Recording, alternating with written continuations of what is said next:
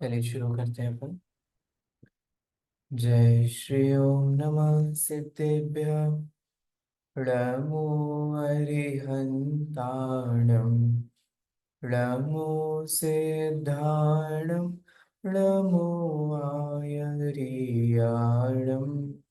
नमो वज्रायाणं नमो लोके सवसाहुणम् मोक्षमार्गस्य नेतारं भेत्तारं कर्मभूभृतां ज्ञातारं विश्वतत्त्वानां वन्दे तद्गुणनिधये।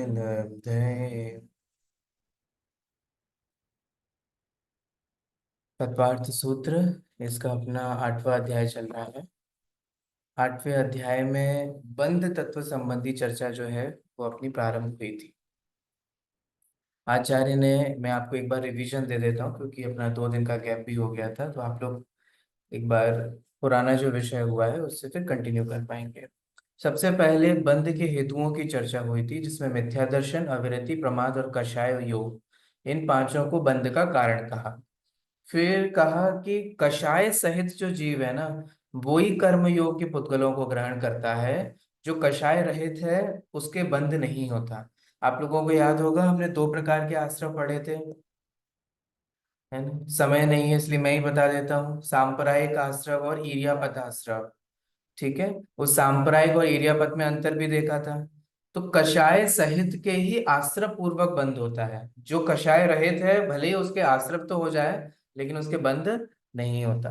फिर बंध के 4 भेदों की चर्चा हमने देखी थी: प्रकृति, प्रदेश, स्थिति और अनुभाग। कर्मों का स्वभाव, उनका डिविजन्स, उनका नेचर वो प्रकृति है। उनके प्रदेशों, परमाणुओं की संख्या वह प्रदेश है। उनके फल देने की कालावधि, टाइम ड्यूरेशन, वो स्थिति बंध है। और उनके फल देने की शक्ति वह अनुभाग बंध है। इन 4 प्रकार के बंध में से सबसे पहले हमारी चर्चा शुरू हुई थी प्रकृति बंध की। तो प्रकृति का मतलब नेचर। अब हर कर्म प्रकृति का अपना अपना नेचर है। तो कितनी कर्म प्रकृतियां होती हैं, मूल प्रकृतियां कितनी होती हैं, उत्तर प्रकृतियां कितनी होती हैं, वो सारी चर्चा अपनी यहाँ पर चलने वाली है। मूल और उत्तर समझते हैं। जैसे ज्ञानावरण, दर्शनावरण, मोहनीय आदि, ये क्या कहलाते हैं? ये मूल प्रकृतियां हैं। इनके भी जो डिविजन्स हैं, ठीक है, या हम कहें सब डिविजन्स जो हैं, वो क्या है? वो भेद उत्तर उपभेद। प्रकृति है। ठीक है। तो वो उत्तर प्रकृतियां, तो ये हमारे भाषा है, मूल प्रकृति और उत्तर प्रकृति। तो ज्ञानावरण, दर्शनावरण, मोहिनी आदि, ये क्या है? मूल प्रकृतियां हैं। फिर इनके कितने कितने भेद हैं उसकी चर्चा अपनी शुरू हुई थी। तो हमने देखा था ज्ञानावरण के 5 भेद हैं: मति ज्ञानावरण, श्रुति ज्ञानावरण, अवधि ज्ञानावरण, मनोपरे ज्ञानावरण और केवल ज्ञानावरण। ठीक है। दर्शनावरण के 9 हैं। कौन कौन से? चक्षु दर्शन, अचक्षु दर्शन, अवधि दर्शन, केवल दर्शन और निद्रा, निद्रा निद्रा, प्रचला प्रचला प्रचला, स्नानादि या धीनांद्री। ठीक है। आपका बस एक ठीक कर लीजिए, चक्षु दर्शन, अचक्षु दर्शन नहीं, चक्षु दर्शनावरण, अचक्षु हाँ दर्शनावरण। ठीक है, हाँ बाकी तो अच्छे हैं, आपको 9 भेद याद है। फिर हमने वेदनीय के 2 देखे थे, साता और असाता, वो सब आप लोगों को पता ही है। फिर अब चर्चा आई थी मोहनीय की। तो मोहनीय के 2 भेद हैं: दर्शन मोहनीय, चारित्र मोहनीय। ये सब याद होना चाहिए, रटा होना चाहिए, बहुत बेसिक है ये। ठीक है, कर्म फिलोसफी। फिर बाद में डिटेल में तो आप नेक्स्ट सेमेस्टर में समझेंगे, इनका नेचर क्या है, इनका क्या स्वभाव है, ये क्या करते हैं वगैरह वगैरह, वो आप सब समझेंगे। तो मोहनीय के 2 भेद है: दर्शन मोहनी, चारित्र मोहनी। दर्शन मोहनी के 3 भेद हैं: मिथ्यात्व, सम्यक मिथ्यात्व और सम्यक प्रकृति। ठीक है। चारित्र मोहनी के फिर 2 भेद किए: कषाय और अकषाय। कषाय के 16 भेद हैं: अनंतानुबंधी, क्रोधमान माया लोभ, अप्रत्याख्यानावरण क्रोधमान माया लोभ, प्रत्याख्यानावरण क्रोधमान माया लोभ, संचलन क्रोधमान माया लोभ। ठीक है, ये 16 भेद हैं। और अकषाय या नो कषाय के 9 भेद हैं: हास्य, रति, अरति, शोक, भय, जुगुप्सा, स्त्री भेद, पुरुष भेद और नपुंसक भेद। तो इस तरीके से मोहनीय के 25 भेदों की चर्चा हमने पढ़ी थी। और फिर लास्ट हमारी चर्चा हुई थी आयु के 4 भेद। 4 प्रकार के आयु है: नरक आयु, तिर्यंच आयु, मनुष्य आयु और देव आयु। तो इस प्रकार से आयु की चर्चा करने के बाद अब हमारी चर्चा शुरू होगी नाम कर्म की। ठीक है, तो देखिए उसको शुरू करते हैं।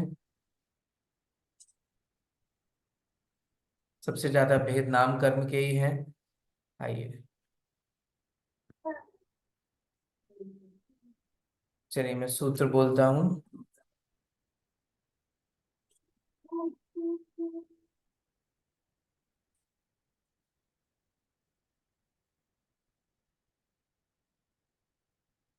गति जाति शरीरांगोपांग निर्माण बंधन संघात संस्थान संगनन स्पर्श रस गंध वर्णानुपूर्व्या गुरु लघुपघात परघात तपोद्योतश्वास विहायो गतयः प्रत्येक शरीर त्रस सुभग सुस्वर शुभ सूक्ष्म पर्याप्ति स्थिरादेय यशः कीर्ति सेतराणि तीर्थकरत्वं च। ये हैं नाम कर्म के 42 प्रकृतियां। ठीक है, जिनके हम और आगे भेद करेंगे तो इनके भेद होते चले जाते हैं। अभी इतना डिटेल में हमें नहीं समझना है, सिर्फ सामान्य समझ लीजिए कौन कौन से हैं। गति नाम कर्म, जाति नाम कर्म, शरीर नाम कर्म और अंगोपांग नाम कर्म। ठीक है, अंग और उपांग नाम कर्म। फिर निर्माण, फिर बंधन, फिर संघात, फिर संस्थान, फिर संघनन, स्पर्श रस गंध वर्ण, आनुपूर्व या आनुपूर्वी, अगुरु लघु, उपघात, परघात, आतप, उद्योत, उच्छ्वास, विहायो गति। फिर अब देखिए इनके अपोजिट भी हैं। प्रत्येक, है ना, तो प्रत्येक का अपोजिट क्या है? साधारण। साधारण और प्रत्येक। ठीक है, तो प्रत्येक शरीर और साधारण शरीर। त्रस, त्रस का अपोजिट क्या है? स्थावर। स्थावर, सुभग, सुभग का अपोजिट क्या है? दुर्भग। दुर्भग, सुस्वर, इसका अपोजिट क्या है? दुस्वर। दूर, शुभ का अपोजिट है अशुभ। सूक्ष्म का अपोजिट है स्थूल। पर्याप्ति का अपोजिट है अपर्याप्ति। स्थिर का अपोजिट है अस्थिर। आदेय का अपोजिट है अनादेय। और यशः कीर्ति का अपोजिट है अयशः कीर्ति। ठीक है, ये सेत रानी माने इनके सबके अपोजिट सहित हैं। और क्या कह रहे हैं? तीर्थ करत्वम च, हमें और तीर्थंकर नाम कर्म। इस तरीके से ये सभी नाम कर्म के भेद बताए गए हैं। ठीक है, तो ज्यादा आप लोग कंफ्यूज मत होइएगा। इनका नेचर क्या है, इसका स्वरूप क्या है, गति का मतलब क्या है, जाति का मतलब क्या है, गति के जो 4 भेद हैं, जाति के जो 5 भेद हैं, शरीर के 5 भेद हैं, वगैरह वगैरह, इनके भी बहुत बहुत भेद हैं सभी के। तो वो हम अभी आपको इतना डिटेल में नहीं पढ़ाएंगे। अभी आप इतना समझ लीजिए, इस सूत्र में नाम कर्म के 42 भेद जो हैं वो बताए गए हैं। ठीक है, इनका मतलब क्या है, इनके भी सब डिविजन्स कौन कौन से हैं, वो फिर अपने आप में 93 भेद हो जाते हैं, कुल मिला के 93। अगर आप अभेद विवक्षा से देखो तो 43 हैं, और फिर इन्हीं के पूरे सब डिविजन्स देखो तो 93 हैं। तो टोटल नाम कर्म के 93 जो भेद हैं, 93 भेद जो हैं वो हो जाते हैं। ठीक है, जिसका स्वरूप आदि जो है वो अपन, हाँ, 93 रहेंगे। इसमें किस अपेक्षा से है एक बार देखना पड़ेगा। 103 भेद भी बताया है, हाँ 103 103। भेद है। फ्लैश हाँ, 93 याद वो 103 जो भेद बताए गए हैं वो और भेद विवक्षा से उसको बताया गया है। चलिए अब इसको अच्छे बंधन, से डिटेल में अपन पढ़ेंगे, या आप लोग चाहें तो फिर पढ़ भी सकते हैं, ऐसा कुछ नहीं है। तो आप लोगों के लिए छोड़ रहा हूँ, कहीं आप लोगों को लोड ना पड़े, क्योंकि अभी काफी तक सूत्र की बहुत सारी चीजें आपको याद करने के लिए। चलिए ये हम अगले साल पढ़ ही लेंगे, इसलिए अभी रहने देते हैं। अब है अंतराय कर्म। ठीक है, उस अंतराय कर्म के दानादि भेद जो हैं, इसमें दोनों परंपराओं के सूत्र में थोड़ा सा अंतर आपको मिलेगा। श्वेतांबर परंपरा में दानादि करके उसको छोटा सूत्र है, और यहाँ दिगंबर परंपरा में पूरा सूत्र जो है वो दिया गया है। देखिए अपन समझते हैं। दान लाभ भोगो भोग वीर्याणाम। अंतराय कर्म के 5 भेद: दानांतराय, लाभांतराय, भोगांतराय, उपभोगांतराय और वीर्यांतराय। इस प्रकार से अंतराय कर्म के 5 भेद होते हैं। अब सर आप बुक देखिए। में, एक्सक्यूज मी हाँ सर, बुक में एक उच्चैर निश्चय भी है, गोत्र। हाँ, गोत्र का रह गया क्या एक? हाँ, गोत्र हाँ हाँ हाँ, अच्छा अच्छा हुआ।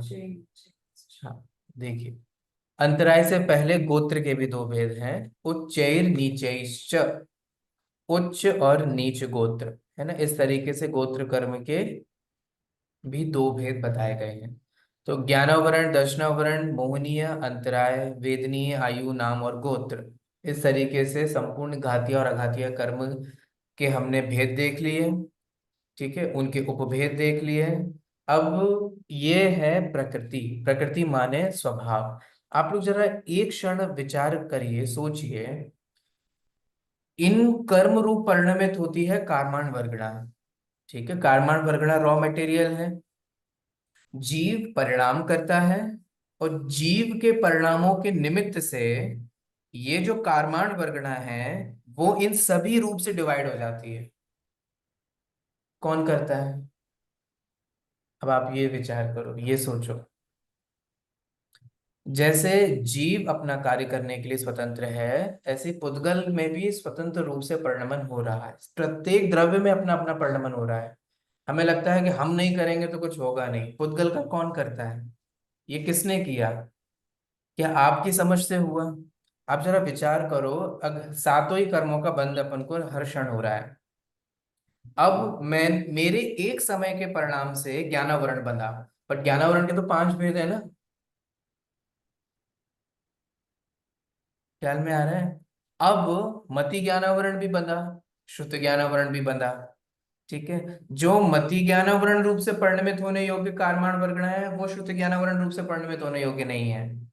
जो मति ज्ञानावरण रूप से परिणमित होंगे वो मति ज्ञान से, क्योंकि उनमें वैसी योग्यता है। शुद्ध ज्ञान रूप से परिणमित होने वाले उनमें अलग योग्यता है। जो ज्ञानावरण रूप से परिणमित होंगे वो दर्शनावरण रूप से नहीं होंगे। आपको समझ में आ रहा है? जो दर्शन मोहनीय रूप से होंगे वो चारित्र मोहनीय से नहीं होंगे। जो मोहनीय रूप से होंगे वो आयु रूप से नहीं होंगे। जो आयु रूप से होंगे वो गोत्र। माने सबका नेचर अलग अलग है, और हमारे एक समय के परिणामों के निमित्त से कार्माण वर्गणाओं का इस प्रकार से डिवीजन हो जाता है। ये है उसकी योग्यता, है ना। उसमें पुद्गल की योग्यता जो हमने लास्ट क्लास में जो चर्चा की थी ना, ये है वो पुद्गल की योग्यता जो प्रत्येक पुद्गल में है। तो ये हमने अभी समझा कार्माण वर्गणा का इन प्रकृतियों रूप से डिवाइड होना, ये क्या कहलाता है? प्रकृति बंध। क्योंकि ये डिवीजन किस अपेक्षा से होता है? उनके अपने अपने नेचर की अपेक्षा से।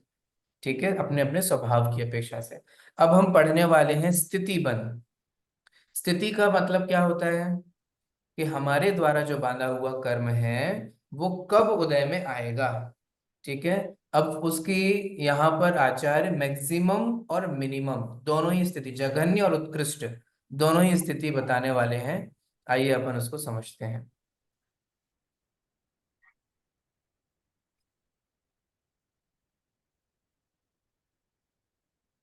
मैं आपको एक कुछ भेजता हूँ, उससे आपको हेल्प मिलेगी।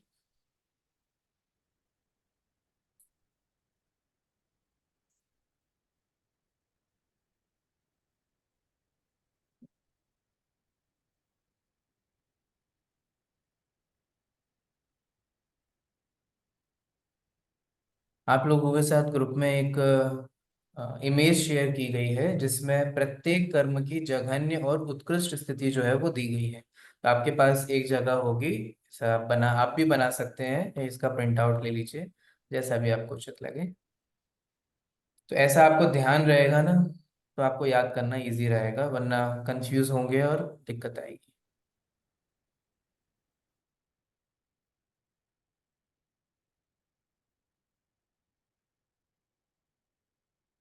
चलिए, अब हम अगले सूत्र की ओर बढ़ते हैं। स्थिति बंध की चर्चा यहाँ शुरू हो रही है।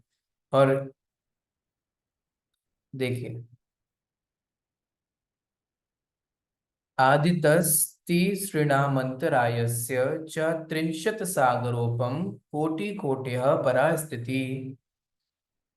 परास्थिति, परास्थिति का मतलब होता है उत्कृष्ट स्थिति,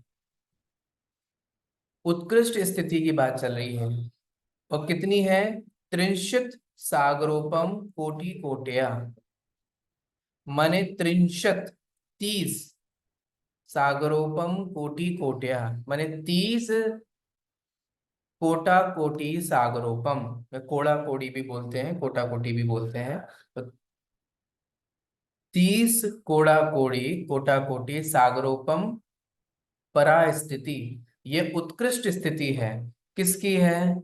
आदित स्त्री, शुरुआत के 3 कर्मों की, अंतराय पर्यंत। किस किस की? ज्ञानावरण, आदि के 3 कौन कौन से हैं? ज्ञानावरण, दर्शनावरण, वेदनीय।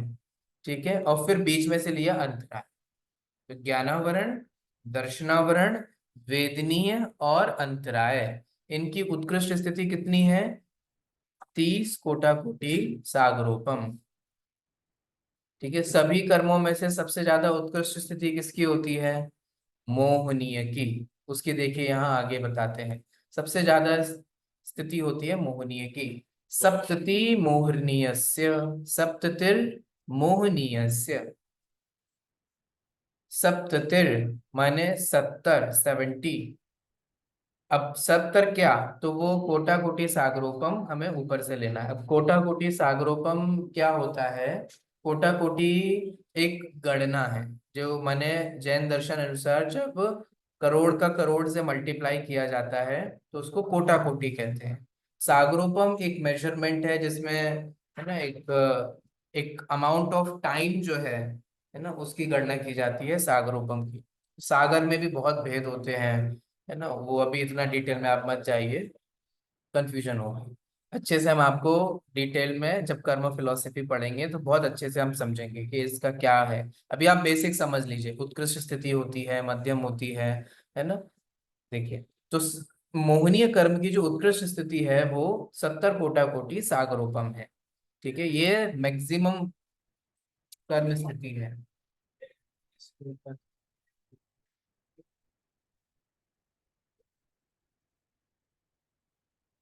तो ये मोहनीय कर्म की जो है उत्कृष्ट स्थिति 70 कोड़ा कोड़ी सागरोपम। ठीक है, अगला है नाम और गोत्र कर्म। देखिए, नाम और गोत्र, तो विंशतिर नाम गोत्रयो, विंशतिर माने 20, तो 20 कोटा कोटि सागरोपम स्थिति किसकी है? नाम और गोत्र कर्म की।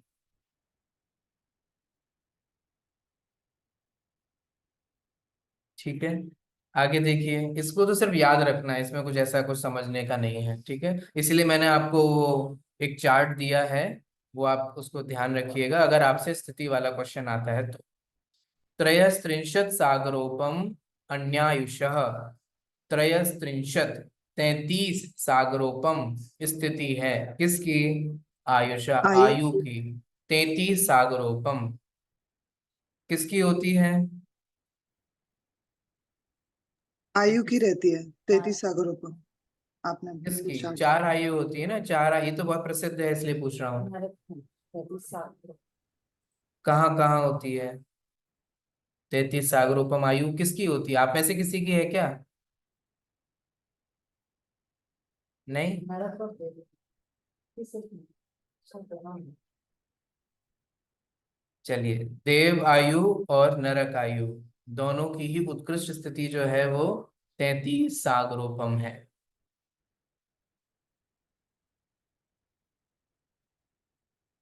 अभी तो आप दोनों ही नहीं कर सकते पंचम काल में। आगे देखिए, तो ये हमने सभी कर्मों की उत्कृष्ट स्थिति के बारे में पढ़ा। ठीक है, तो सभी कर्मों की कितनी कितनी उत्कृष्ट स्थिति है। अब जघन्य के बारे में पढ़ेंगे। ये कैसे पता चलेगा? अपरा, अपर, अभी जो हमने परा स्थिति पढ़ी थी ना, आगे के सूत्र में था परा स्थिति, वो उत्कृष्ट स्थिति थी। अपर माने जो उत्कृष्ट नहीं है, जघन्य है। वो कितनी है?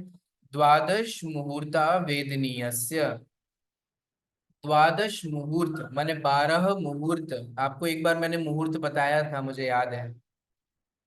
आपको याद है कि नहीं है? तो यस सर, याद है यस सर। सर बताया था। बताइए क्या होता है एक मुहूर्त? मुहूर्त का मतलब होता है 48 मिनट्स, और 48 मिनट्स में कुछ समय भी कम है तो वो अंतर मुहूर्त कहलाए। एक समय भी कम अंतर मुहूर्त हो जाता है। देखिए, मुहूर्त होता है 48 मिनट्स का, 48 मिनट का मुहूर्त होता है। और उस मुहूर्त में जब दो समय कम होते हैं तो अंतर मुहूर्त होता है। कोई कुछ कह रहा है, कोई एक कह रहा है, नहीं, याद रखिए, दो समय कम मुहूर्त में, दो समय कम जो होते हैं वो कहलाता है अंतर मुहूर्त। और ये कौन सा अंतर मुहूर्त है? उत्कृष्ट, उत्कृष्ट, मैक्सिमम। उत्कृष्ट।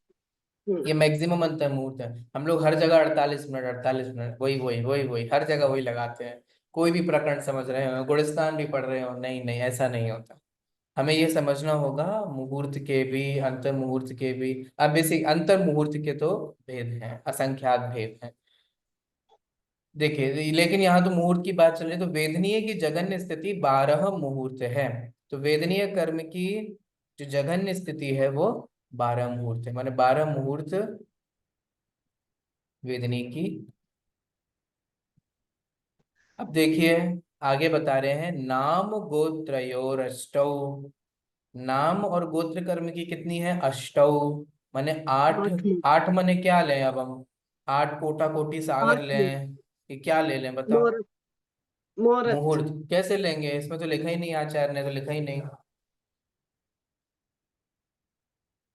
ऐसे लिखा ना, अष्टौ इनकी भी, और वो कहाँ है? नाम गोत्रयो अष्टौ। तो तो नाम और गोत्र अष्टौ कर्म का लिखा ना, अष्टौ अष्टौ माने मतलब 8। 8 मुहूर्त। और इससे पहले मुहूर्त तो कहा ही था पिछले वाले सूत्र में। हम्म, ठीक है, तो हम्म। वैसे आगे की देखिए क्या कह रहे हैं। शेषाणाम अंतर मुहूर्ता। बाकी सभी कर्मों की जघन्य स्थिति कितनी है? अंतर मुहूर्ता, है ना, मुहूर्त नहीं, अंतर मुहूर्त है। तो बाकी पांचों कर्मों की जघन्य स्थिति कितनी हो जाती है? अंतर मुहूर्त हो अंतर, जाती है।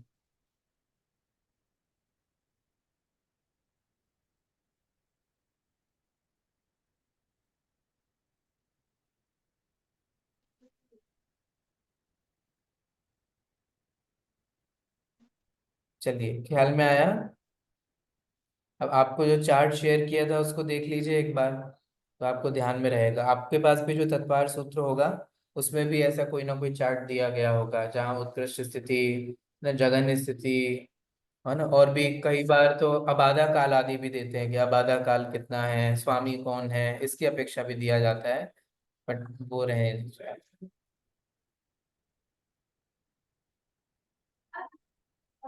चलिए, 4 प्रकार का बंध होता है। उस 4 प्रकार के बंध में से 2 बंध समझा चुके हैं, प्रकृति बंध और स्थिति बंध, है ना। अब बताने वाले हैं अनुभव अथवा अनुभाग। ठीक है, देखिए उसके बारे में क्या कहते हैं आचार्य। विपाको अनुभवा। विपाको अनुभवा। विपाक, वी माने विशेष प्रकार से, पाक माने पकना। तो जो विशेष प्रकार से पकता है, कर्म भी पकता है क्या? ठीक है, पकता है, कब पकेगा? Yes sir. कैसे पता चलेगा कौन सा कर्म कब पका है, कब नहीं पका है? बताइए, जब कर्म। उसकी उदय स्थिति आ जाएगी तो पक जाएगा। मैं एक शब्द में आप लोगों से आंसर मांगूंगा, ठीक है। कर्म कब पकेगा, ये किस पर डिपेंडेंट होता है? सिर्फ एक शब्द का आंसर है। उदय, उदय आएगा। उदय ही तो पकना फल, है। उदय ही तो पकना है। वो उदय किस पर डिपेंड है? उदय किसके अनुसार होता है? स्थिति पर, स्थिति कर्मों पर। के अनुसार। हाँ, सविता जी का आंसर सही है।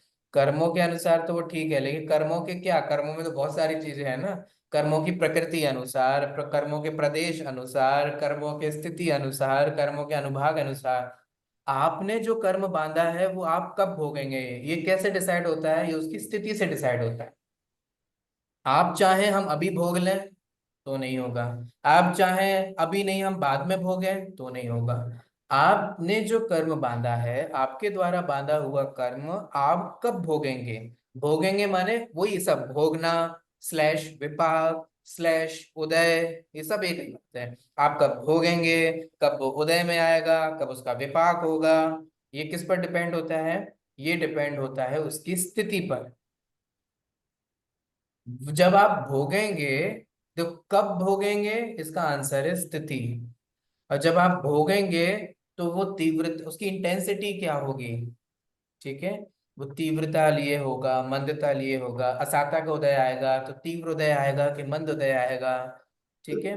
किसी कर्म का, ज्ञानावरण कर्म का उदय आएगा तो तीव्र उदय आएगा कि मंद उदय आएगा, ठीक है। तो ये क्या होता है, ये होता है उसका अनुभाग।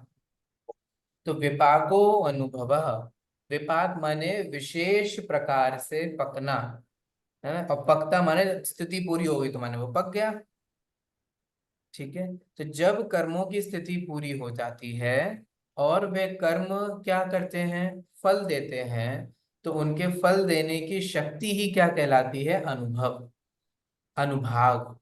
कर्मों की शक्ति ही अनुभाग है।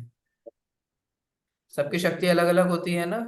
आप लोग जैसे मान लीजिए एलोपैथी लेते हैं ना, तो एलोपैथी में आपने देखा होगा कितनी बार मेडिसिन में एमजी लिखा होता है। ये 5 mg है, ये 0.5 mg है, ये 2 mg है, ये 3 mg है। देखा है कभी, नोटिस किया है? यही होगा। ये 5 mg 3 mg ये सब क्या होता है, बताइए क्या होता है ये? भाग, कुछ अंश, अनुभाग। क्वांटिटी, Strength, अच्छा, concentration, strength. उनकी क्वांटिटी। तो अगर मान लीजिए 0.5 mg लेने के लिए डॉक्टर ने बोला है, तो आप 5 mg ले लो, क्या हो गया उसमें? असर पड़ेगा ना सर इसका। कोई दिक्कत है? और अगर मान लीजिए 5 mg लेने के लिए बोला है और 0.5 mg लें, तो अब आपको समझ में आ रहा है, इफेक्टिव नहीं। ये है उसकी शक्ति। वो जो गोली है, वो गोली कितने पावर की है, वो क्या शक्ति है उसकी, वो आपके जाकर के क्या असर दिखाएगी, ये उसकी एमजी से डिसाइड होता है। मिर्ची की भी अलग अलग पावर होती है ना, अलग अलग तीखापन होता है हर मिर्ची का, है ना। ये उसकी अनुभाग शक्ति पर डिपेंड करता है। ऐसे ही कर्मों की भी अनुभाग शक्ति होती है ना। जो कर्म आपको फल देगा तो वो कितनी तीव्रता और मंदता से फल देगा, ठीक है। आपके पेट में दर्द होगा या सिर में दर्द होगा साता के उदय से, तो कैसा होगा? अगर आपके पुण्य का उदय होगा तो वो कितना होगा, कैसा होगा, किस लेवल पर होगा, ठीक है, वो अनुभाग कहलाता है। तो फिर किस कर्म का कैसा अनुभाग होता है, इसके लिए आचार्य कहते हैं स यथा नाम। दुनिया में तो नाम निक्षेप से तो कुछ होता नहीं है। नाम निक्षेप पढ़ा था ना, है ना? हमारा तो नाम ऐसे ही है। अब जरूरी नहीं है यथा नाम तथा गुण हो। सही कह रहा हूं ना? हो सकता है आपका नाम आकाश हो लेकिन आप धरती पे ही चलते हो सकता है आपका नाम प्रथम हो लेकिन आप हर चीज में लास्ट ही आते हो। कुछ भी हो, नाम निक्षेप में तो नाम का कुछ रोल नहीं है। लेकिन कर्मों के जो नाम हैं, जिसके जो नाम है वैसा ही उनका काम है, ठीक है। जिसका जैसा नाम वैसा उसका काम। तो कैसा काम है, अब आप सब में लगा लीजिए। ज्ञानावरण, दर्शनावरण, मोहनीय, अंतराय, ठीक है, इनके जो जो नाम है इनका वैसा वैसा काम है।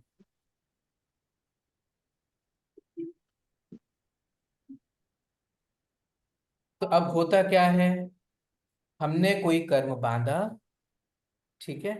जब तक वो उदय में नहीं आता तब तक क्या होता है, हमारी आत्मा के साथ अस्तित्व में रहता है। इसको बोलते हैं सत्ता। कर्मों की 10 अवस्थाएं होती है, बंध, सत्ता, उदय, उदीर्णा, उत्कर्षण, अपकर्षण, संक्रमण, उपशांत, निदत्ति, निकाचित। ये सब अगले साल पढ़ेंगे, आप अभी कुछ नहीं पढ़ाऊंगा आपको, टेंशन मत लीजिए। लेकिन इतना समझिए, हम कोई कर्म बांधते हैं तो बांधा हुआ कर्म जब तक वो उदय में नहीं आया तब तक आत्मा से ही है। आपको बताया था ना कि आप भले ही मर करके चले जाएं, आप सब चीजें यहाँ छोड़ जाएंगे, लेकिन आपका बांधा हुआ कर्म जो है वो आप साथ लेकर के जाएंगे। ऐसा क्यों होता है? क्योंकि जब तक उदय में नहीं आया, जब तक वो फल नहीं देता है, तब तक वो आत्मा से बंधा रहता है, ठीक है। अब वो जो बांधा हुआ कर्म है वो सत्ता में है, तो उदय कब आएगा, जब उसकी स्थिति होगी। तो जब उसकी स्थिति आई और उसने फल दिया, तो फल देने के बाद फिर क्या होता है? तो आचार्य निर्जरा। बता रहे हैं ततश्च निर्जरा, फिर तो टाटा बाय बाय हो गई। अब क्या, थोड़ा ना अब संबंध बना रहेगा। ततश्च निर्जरा, नेक्स्ट स्टेप है कर्मों का झर जाना। झर जाना माने आत्मा से अलग हो जाना। अभी तक क्या था कि आत्मा से अटैच्ड था, ठीक है, बंधा हुआ था। अब जब उदय में आकर के फल दिया तो वो अलग हो गया। अलग हो गया माने खत्म हो गया। खत्म हो गया क्या? अलग हो जाना और खत्म हो जाना एक ही चीज है क्या? नहीं, अलग है। सर संवर संवर क्या अलग हो हुआ गया। फिर संवर? अलग हो गया तो वापस आ भी सकता हूँ, खत्म हो गया तो वापस ना आएगा। अलग हो गया खत्म तो हो वो गया तो वापस सीधा आ मोक्ष सकता है। है, और खत्म हुआ तो वो हमेशा के लिए हो गया, उसका कोई अंश नहीं है। अलग हुआ, खत्म हुआ। देखिए, आपने सुना होगा कर्मों का क्षय होता है, कर्मों का नष्ट होता है। जैसे कि अरिहंत परमेष्ठी कितने कर्मों का नष्ट करते हैं? 4 घातीय कर्मों का, ठीक है। नष्ट करने का मतलब क्या होता है? नष्ट करना, खत्म करना, और अलग होना यानी उसके निर्जरा होना, देखिए, अभी के लिए। खत्म कुछ नहीं होता। अगर आपको लगता है कि कुछ चीज खत्म हो गया, तो फिर आपने 5th चैप्टर अच्छे से नहीं पढ़ा। याद सत। है? सद्द्रव्य लक्षणम। द्रव्य का लक्षण ही सत है, जो एग्जिस्ट कर रहा हो। और खत्म मतलब जो नॉन एग्जिस्टेंट हो। कोई चीज हमारे खत्म साथ कैसे हो सकती संबंध है? खत्म हो गया, हमारे साथ हाँ, संबंध खत्म हो गया ना। बस इसी को ही खत्म बोलते हैं। खत्म माने ये नहीं कि एक कर्म था और वो बिल्कुल अब उसका अस्तित्व ही नहीं है, बिल्कुल वो वैनिश ही हो गया। ठीक है। वो उसने हम भले ही बोलते हो डिस्ट्रॉय, वैनिश, ऐसे ऐसे शब्द, क्षय कर दिया, नष्ट कर दिया, बट कुछ नहीं होता, ये सिर्फ शब्द हैं। होता क्या है? जैसे ये कारमान वर्गणा है, मेरे मोराग देश के भावों से मेरे से बंधी, ठीक है। अब मैंने, मेरे वीतराग परिणाम हुए या निर्जरा हुई या क्षय हुआ, जो भी आप कहना हो, ठीक है, वो जब मेरे से डी अटैच्ड हुआ, इसी को बोलते हैं क्षय। बस। क्षय का मतलब ये नहीं कि उन्होंने पकड़ ली और ऐसे मारा मार लगे हैं और उसको बिल्कुल नष्ट कर दिया, खत्म कर दिया, कुछ बचा ही नहीं। ऐसा कुछ नहीं होता। कुछ क्षय नहीं होता, क्योंकि सभी में अस्तित्व है ना, जो ना किसी से कारण नष्ट होता है ना किसी के कारण उत्पन्न हो। एक अस्तित्व गुण होता है, अगर आप लोगों ने थोड़ा बहुत भी पढ़ा हो, नहीं पढ़ा हो तो कुछ रहने दीजिए। एक अस्तित्व गुण होता है। सभी द्रव्यों में कुछ सामान्य गुण होते हैं, कुछ विशेष गुण होते हैं, है ना। एक कॉमन एट्रीब्यूट्स होते हैं जो सभी द्रव्यों में होते हैं, उसमें से एक होता है अस्तित्व गुण। चलिए, अभी ये समझ लीजिए, निर्जरा का मतलब, क्षय का मतलब यही होता है डी अटैच। डिस्ट्रॉय या वैनिश कुछ नहीं होता, क्योंकि जैन मेटाफिजिक्स के अकॉर्डिंग कोई चीज डिस्ट्रॉय हो ही नहीं सक सकती। वो सिर्फ ट्रांसफॉर्म हो सकती है, ये तो पढ़ाया था ना मैंने। ये तो याद आया ना। हम भी डिस्ट्रॉय नहीं होते हैं, हम भी ट्रांसफॉर्म होते हैं, ठीक है, मॉडिफाई होते हैं। तो हर चीज बस मॉडिफाई होती है, ट्रांसफॉर्म होती है, डिस्ट्रॉय कुछ नहीं होती है। ठीक है, उसका बस। साइंस हाँ, साइंस भी यही कह रही है सर, साइंस भी तो यही कह रही है। साइंस भी यही कहेगी, बराबर। तो जैन दर्शन भी यही कह रहा है, कर्म नष्ट नहीं होते, से ट्रांसफॉर्म होते हैं, चेंज होते रहते हैं। अभी तक जो कर्म थे वो पुनः कारमान वर्गणा रूप से हो जाते हैं। अब निर्जरा भी 2 प्रकार की होती है, अगर आप लोगों ने पढ़ी हो, सुनी हो, नहीं पढ़ी तो मैं बता देता हूँ, है ना। एक सकाम निर्जरा बोलते हैं, एक अकाम निर्जरा बोलते हैं, एक सविपाक या अविपाक। सुना है कभी किसी ने? आप लोग तो बहुत बहुत तप करते सकाम और होंगे, अकाम सुना उपवास करते है। होंगे, निर्जरा का बहुत सुना होगा। आप क्यों तप उपवास करते हैं? तो हम, आप तो हमें यही जवाब देते हो, सर निर्जरा होती है। अब हम आपसे पूछ रहे हैं निर्जरा का क्या मतलब होता है, निर्जरा कौन कौन सी होती है, पता है आपको? नहीं, वो नहीं पता, हो यस जाती सर। होगी। ऐसे यस नहीं सर। चलेगा। समझना पड़ेगा, हर चीज को समझना पड़ेगा, वरना तो आप करते जाएंगे तो उसका कोई सेंस नहीं है।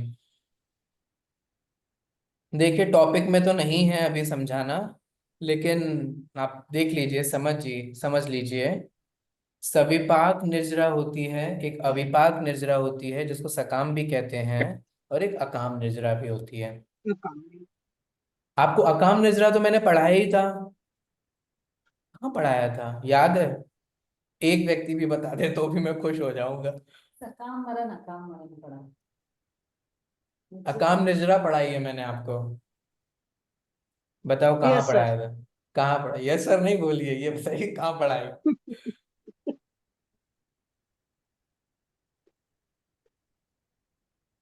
आश्रम में सर, आश्रम में। बहुत अच्छे। सविता जी ने देखो नैरो डाउन कर दिया और बिल्कुल सही किया। और बताओ कहाँ पढ़ा है? आश्रम में। क्या बोला उन्होंने? आश्रम में, आश्रम के प्रकरण में मैंने आपको अकाम निजरा पढ़ाया है। और अच्छा हेल्प करूं,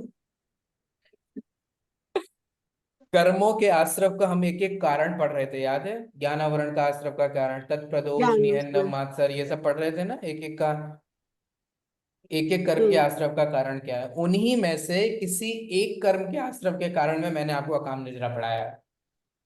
अब तो ये तक बता दिया, अब बस आपको कर्म का नाम लेना है बस। चलिए इतना समय नहीं है, देव आयु के आश्रवों के कारणों में आपको देव। पढ़ाया था। अच्छा, वो ठीक है, वो तो पता है सर, वो पता। हाँ, याद आया देव आयु के आश्रव का हाँ, कारण? हाँ, संयम। चार कारण होते हैं उसमें। सराग संयम, संयमा संयम, सराग अकाम संयम, निद्रा, संयमा अकाम संयम, यमा अकाम संयम। निर्जरा, बाल तपांसी च देवस्य। बाल का। अगर सूत्र याद हो तो ऐसे धड़ाधड़ निकलता है, अगर सूत्र याद नहीं होगा तो फिर कंफ्यूजन होती है, तो ये सूत्र याद करने का फायदा है। हम्म। चलिए, तो अकाम निजरा मैंने आपको पढ़ाया था, आपको अगर याद है तो बढ़िया, नहीं याद है तो गॉड ब्लेस यू। सविभाग और अविभाग निर्जरा जो है वो अपन देख लेते हैं। सविभाग निर्जरा का मतलब होता है कर्म की स्थिति पूर्ण होने पर फल देना। इसमें कुछ नहीं है, आप कर्म बांधते हैं, उनकी स्थिति पूरी होती है और वो फल देते हैं। आप ध्यान सुनिए, उदय आकर फल देना भी निर्जरा है। पॉइंट समझ में आ रहा है? अगर मैं आपसे एक खतरनाक स्टेटमेंट बोलूं कि आपके ऑलरेडी ही निर्जरा हो रही है, सबके, यस। अभी ज्ञानावन्य कर्म की। सबकी निर्जरा हो रही है, ये अच्छा सिस्टम बता दिया हम्म। आपने, थोड़ा और इलेबोरेट करिए सर, साधन। ताकि हमें इस बार भूखा ना रहना पड़े निर्जरा करने के लिए। सबके जो ज्ञान। निर्जरा हो रही है वो है कर्मों की स्थिति पूरी होकर फल। निर्जरा का मतलब क्या है आप बताइए, प्लीज बता दीजिए, हमने सात तत्वों में पढ़ाया है। कर्मों का क्षय होना। कर्म। कर्मों का क्षय होना निर्जरा है। अंशतः, अंशतः क्षय होना। कुछ हाँ। मात्रा में जो बांधे हुए कर्म है, वो कुछ हम्म। मात्रा में धीरे धीरे जब क्षय होता है तो वो निर्जरा कहलाती कर्मों का एक देश है। क्षय, आंशिक क्षय। हम्म। क्षय तो मोक्ष में ही हो, सबका क्षय तो मोक्ष में ही हो जाता है। मोक्ष। अगर हम आंशिक शब्द नहीं डालेंगे तो फिर मोक्ष और निर्जरा में अंतर नहीं रहेगा। ठीक है, इसलिए वो गीता जी वो वर्ड इंपॉर्टेंट था। तो अब कर्मों का आत्मा से रहित हो जाना, एक देश, ठीक है, वो निर्जरा है। तो मैंने